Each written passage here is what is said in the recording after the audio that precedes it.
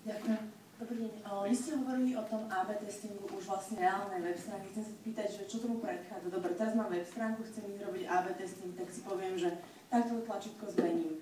Alebo taká trošku otázka, predchádza tomu možno nejaké tie užívateľské testy, že nejakú skupinu užívateľov ich sledujem, ako testujú moju web stránku, povedia napríklad na kontaktnú formu, že toto tlačítko nám nevyhovuje, alebo nenašli sme kontaktnú formu na vašej stránke.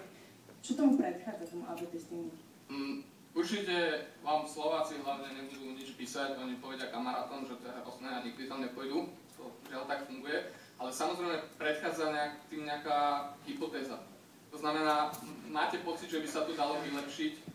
Taký Amazon robí 7000 testov len na algoritmus vyhľadávania ročne. To znamená, vy nemusíte predvídať každý najmenší detail, ale môžete testovať, môžete skúšať. Naozaj to vyklikanie si toho testu v tom Visual Website Optimizery dokáže každý.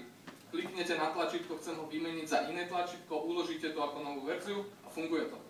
To znamená, že to vychádza z nejakej hypotézy a snažíte sa stále zlepšovať. To znamená, veľakrát sa môže stať, že nezískate žiadne data, bude 50/50. Veľakrát môžete zistiť, že tá nová zmena je negatívna.